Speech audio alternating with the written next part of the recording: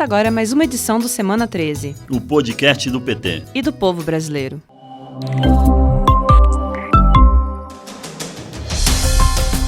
Hoje trazemos para vocês uma edição especial da greve dos petroleiros. A paralisação da classe chega à terceira semana e mobiliza mais de 20 mil funcionários da Petrobras. A categoria reivindica o fim do desmonte da estatal e critica o fechamento de unidades como a Fafem, no Paraná. Nesta semana, os petroleiros conseguiram uma vitória importante. As 1.000 demissões na estatal foram suspensas e o Tribunal Superior do Trabalho abriu mesa na negociação com a classe. A conquista é resultado da união entre petroleiros e parlamentares da oposição, que conseguiram intermediar uma reunião com o ministro do TST, Ives Gandra. Nesta quinta-feira, data da gravação do podcast, a greve foi suspensa temporariamente para, segundo os petroleiros, acumular forças para a negociação junto com o TST, que acontece nesta sexta-feira. Vale recordar também que nessa semana os petroleiros venderam gás a apenas R$ 40 em diversas regiões do país, provando que é possível baixar a um preço justo. A ideia serviu como protesto contra o valor abusivo e a política de preços da Petrobras no governo Bolsonaro. Assim como Temer, Bolsonaro vinculou o preço do combustível ao dólar, gerando aumentos constantes e abusivos. Hoje, o preço da gasolina está muito longe de caber no bolso do povo brasileiro. E o do botijão de gás, então, é para quebrar o orçamento de qualquer família. Para falar mais sobre isso, entrevistamos Alexandro Guilherme Jorge. Ele é diretor do Sindipetro Paraná e Santa Catarina e também diretor da Federação Única dos Petroleiros. O TST anunciou a suspensão das demissões na Fafem e abriu negociações com a classe. Como você avalia essa decisão? Então, sobre essa suspensão das demissões, é importante frisar que, para os trabalhadores já demitidos, então, em 14 de fevereiro, 145 trabalhadores receberam suas cartas de demissões. É óbvio que é muito importante, mas é apenas uma suspensão nesse primeiro momento. Então, é um fôlego para esses trabalhadores, então é sim um motivo de comemorar, mas não tem nenhuma conquista ainda, Então ainda depende dessas negociações que vão se dar tanto em âmbito regional aqui no TRT Paraná, como em âmbito nacional no TST, na reunião dessa sexta-feira. Quais são as outras reivindicações? Na verdade, as reivindicações têm muito a ver com o cumprimento do nosso acordo coletivo de trabalho. E porque uma das cláusulas desse acordo trata sobre demissões plurimas ou em massa, que é exatamente o caso do que está acontecendo na Fafem Paraná. Então, para nós, o descumprimento de uma dessas cláusulas faz com que a gente tenha receio de descumprimento de outras. Tem outras questões a serem discutidas que diz respeito às mesas de negociação, então nosso acordo prevê que alguns temas sejam discutidos periodicamente com a gestão para que a gente vá adequando, e isso também não tem acontecido, então também diz respeito ao nosso acordo. Então o foco das nossas reivindicações é o estrito cumprimento do nosso acordo coletivo de trabalho e, nesse sentido, a suspensão das demissões dos trabalhadores da Fafem Paraná.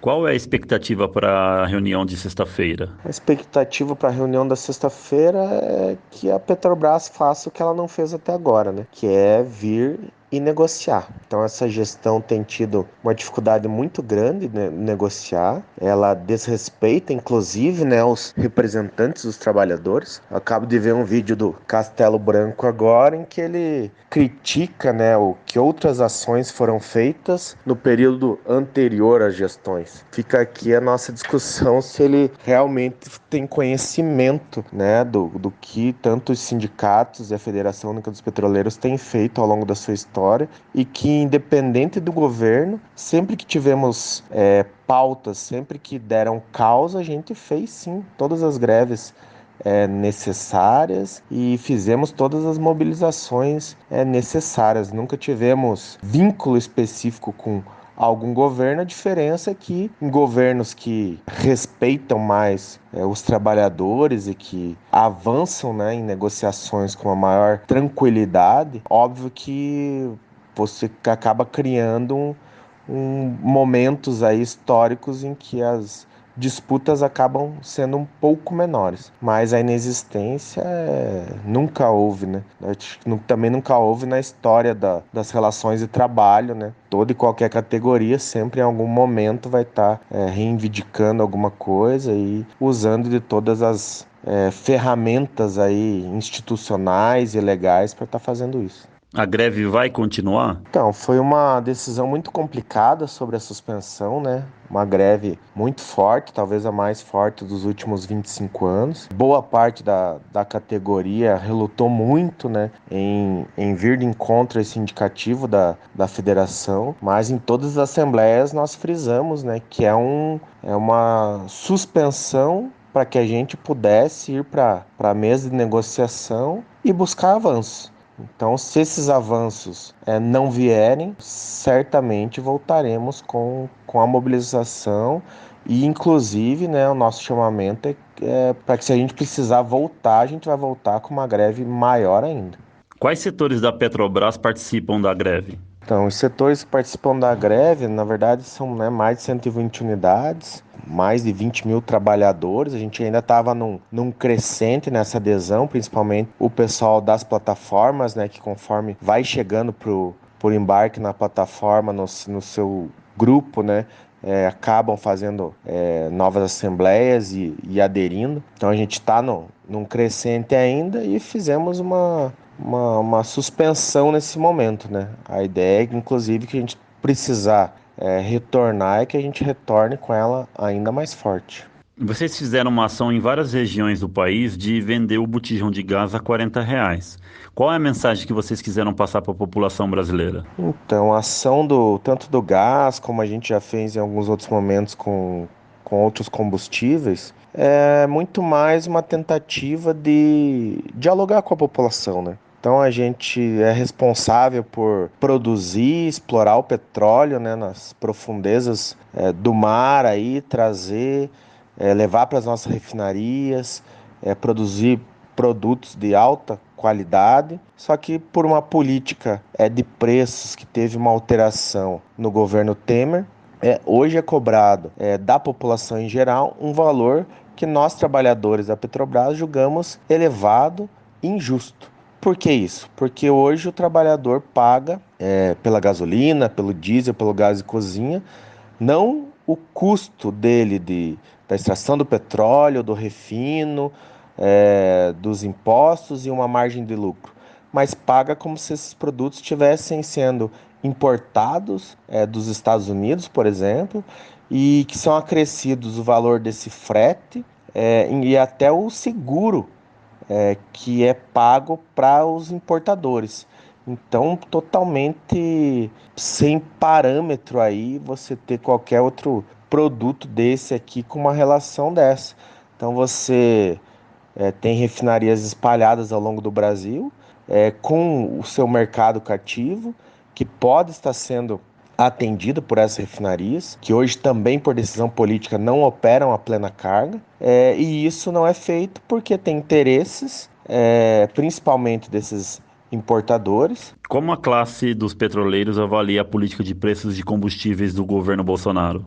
Relativo ao governo Bolsonaro em específico, chama atenção manter a política colocada pelo Temer, né? Então, alguém que veio na sua campanha eleitoral, né, fazendo várias promessas, principalmente para uma categoria das mais importantes aí, que é a dos caminhoneiros, e que mudaria nessa política, e parece que ao sentar a cadeira da presidência não cumpriu, né, o que foi dito. Então mantém-se essa política e, como já dito, né, totalmente injusta, né? Então a gente poderia ter uma Petrobras rentável, lucrativa, né, como foi apresentado agora o lucro de mais de 40 bilhões aí de 2019, só que sem tá aí explorando, né, principalmente o trabalhador de baixa renda, em que o valor que ele paga, essa diferença a mais no botijão de gás, no litro da gasolina, no preço do transporte público, faz sim muita falta em casa, né? Então a gente julga isso realmente injusto, não é correto, não ajuda o Brasil, e o que a gente quer é nossas refinarias aí a plena carga, né, os trabalhadores da Petrobras produzindo produtos de qualidade e entregando para a população em todo o território nacional a um preço justo. É isso que a gente entende como seria o ideal, né, e que a Petrobras estaria cumprindo realmente com o objetivo que teve lá atrás quando da sua criação, né? O governo Bolsonaro já cogita importar combustível até. Qual é a sua opinião sobre isso? Há mesmo necessidade disso? Então, sobre a importação de combustíveis, é algo que vem crescendo, né? Cresceu muito depois dessa mudança da política de preço no governo Temer e continua crescendo, né? Porque tem dois fatores muito importantes. Enquanto a Petrobras mantém essa política de preços, ela viabiliza a importação. Então, hoje a Petrobras está sendo usada para viabilizar a importação. E ela é usada de duas formas. A primeira é quando pratica essa política de preços, levando em consideração o preço do barril de petróleo internacional, cotação do dólar, custos de transporte, de seguro, dentre outros.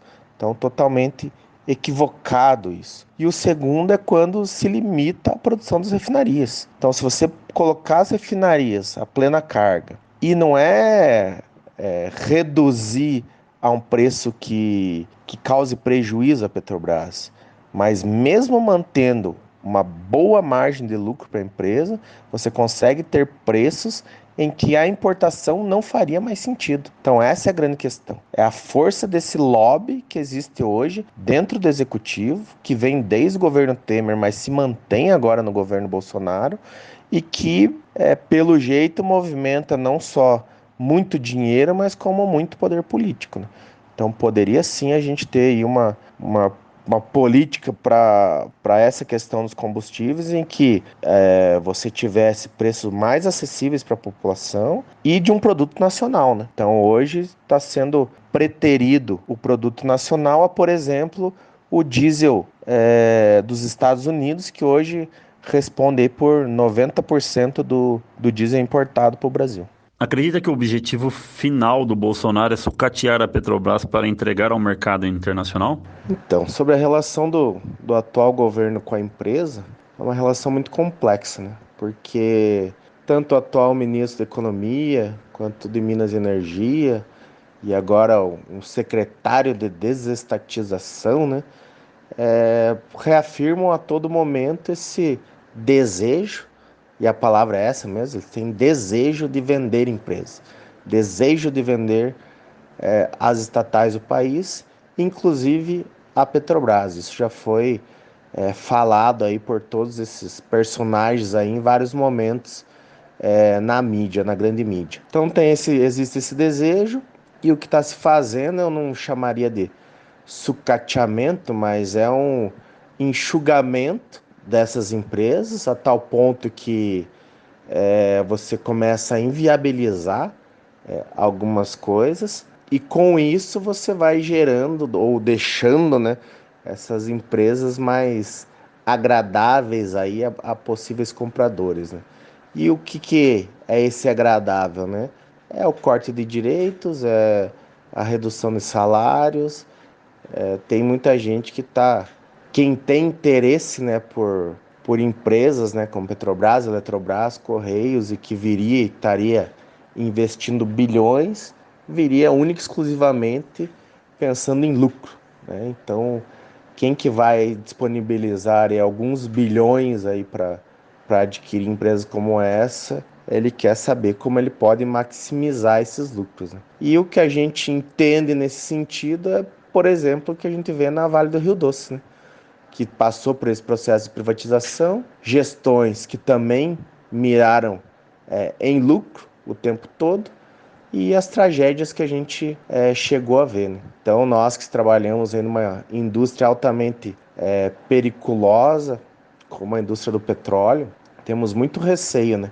Não só desse processo que a gente está colocado agora. Se a gente for lembrar, os maiores acidentes da Petrobras se deram justamente quando ela vivia um período parecido, no final da década de 90, quando o então governo de Fernando Henrique Cardoso tinha o mesmo intuito da privatização, e começa a reduzir gastos com manutenção, cortar pessoal de tudo que é lado, e o resultado já é conhecido, né? A maior plataforma da Petrobras foi parar no fundo do mar, num grande acidente.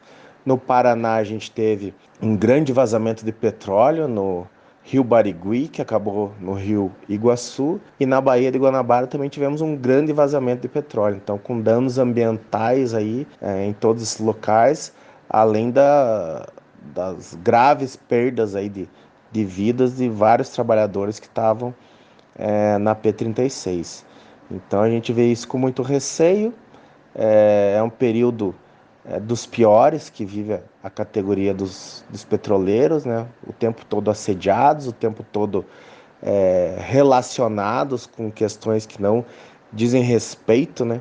São trabalhadores que se dedicam, que estão em locais periculosos, que trabalham em turnos de revezamento, então não tem final de semana, não tem feriado, às vezes não tem o aniversário de um filho, de uma esposa, de um marido, de uma mãe, uma formatura, então realmente se dedicam, colocam sim sua vida em risco todo dia que vão para essas unidades, quer seja em alto mar, quer seja nas unidades industriais espalhadas pelo país, e a gente vê com bastante receio esse processo nesse momento, né? Então, enquanto a gestão fala que tem como segurança uma das suas prioridades, quem está no dia a dia vê que isso não é verdade, não é bem assim.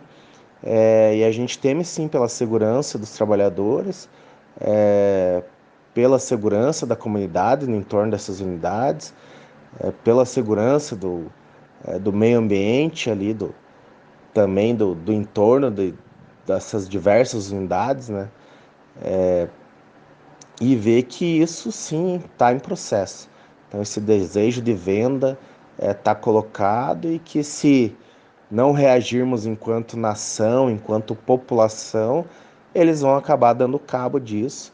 E eu vejo que há uma possibilidade que isso se efetive. Em contrapartida, a gente vê realmente a população se mobilizando, né? A gente conseguiu, tanto com a nossa greve, quanto com as ações dos combustíveis, com a nossa movimentação dentro do Parlamento Nacional, dentro das câmaras municipais, estaduais, conversando com vários atores políticos e pessoas, grandes personalidades aí que entendem, né, a Petrobras como um patrimônio dos brasileiros e que governo algum poderia estar dispondo desse patrimônio, né? Então a gente entende que tem sim uma força muito grande para barrar esse processo, mas vai depender de luta, né? Vamos ter que sim ir para a rua, vamos ter que sim desmascarar, né, quem vem dizer que hoje, agora estão falando e querendo fazer algo, falam inclusive em reconstrução de uma Petrobras, que é uma grande balela, né? Essa empresa sempre foi pujante, passou por um processo que outras grandes empresas já passaram, infelizmente. Qualquer grande empresa está sujeita a que tenha 2 ou 3 executivos corruptos em seus quadros, e foi isso que aconteceu dentro da Petrobras. Os petroleiros, inclusive, acabaram de ganhar uma ação na justiça de indenização por danos morais, porque desses 2, 3 executivos corruptos aí acabaram manchando a imagem de milhares e milhares de trabalhadores honestos que dedicam a sua vida aí, né, para entregar o que a Petrobras, né, enquanto empresa estatal aí tem o preceito de estar entregando para a nação, que é produtos de qualidade em todo o território nacional. Então, acho que essas condições todas aí que tem que ser levadas para o grande público, para que as pessoas tenham consciência e reajam enquanto é tempo. A presidenta do PT, Gleisi Hoffmann, também mostrou apoio à greve e denunciou os desmontes da Petrobras. O Brasil hoje é um dos maiores produtores de petróleo, graças à exploração do pré-sal. Ninguém acreditava nisso. Achavam que nós não tínhamos condições de tirar petróleo de águas profundas, pois o presidente Lula ousou colocar a tecnologia da Petrobras para retirar petróleos de água profunda. Hoje, o custo de produção do barril do petróleo no Brasil, retirado de águas profundas, é praticamente o mesmo custo de produção de um barril na Arábia Saudita, aonde o petróleo jorra da areia. Portanto, nós somos competitivos e é essa riqueza que está sendo disputada por interesses econômicos particulares, por interesses de outras nações e outras petroleiras, e é por isso que a Petrobras está sendo privatizada. Por que o nosso povo tem que pagar imposto de importação sobre o gás produzido aqui, taxa de importação sobre o gás produzido aqui? Por que tem que pagar seguro de importação? Nos governos do presidente Lula, em 8 anos, a gasolina aumentou apenas 8 vezes e o gás de cozinha ficou congelado por muito tempo a cerca de R$40 a R$45. E os petroleiros estão mostrando que hoje a gente poderia vender o botijão de gás a 45. Então vamos parar de falácia. Contra números não tem argumentos. Mostrem os números que vocês estão mostrando. Vocês inventaram de dizer que a Petrobras era um antro de roubo. E sabe o que a Operação Lava Jato fez? Pagou 2,5 bilhões ao Departamento de Justiça americano. É quase o lucro que está tendo a Petrobras agora. Foram demitidos 273 mil empregados ligados diretamente à Petrobras e mais de 300 mil às construtoras. É isso que vocês queriam? Quem é que quebrou a Petrobras? São vocês. Sabe por quê? Porque vocês querem entregar a Petrobras para a Shell, para a Exxon, para os Estados Unidos. A greve dos petroleiros aumenta a cada dia, denunciando os retrocessos na principal estatal brasileira. A categoria está dando uma lição ao governo Bolsonaro, mostrando com ações e argumentos que é possível fortalecer a Petrobras e levar um preço justo do combustível e do gás de cozinha para as famílias brasileiras. A Petrobras é um orgulho nacional. A história já mostrou que o caminho não é desmontar nem vender a Petrobras, é investir em estrutura e inovação, para que seja cada vez mais um símbolo de desenvolvimento do país. Isso mesmo, Lígia. A sociedade precisa saber o que está em jogo. Eles querem entregar a Petrobras aos estrangeiros a qualquer custo, mas se tudo der certo, não vão conseguir. A Petrobras é do Brasil e o que é do Brasil é do povo brasileiro.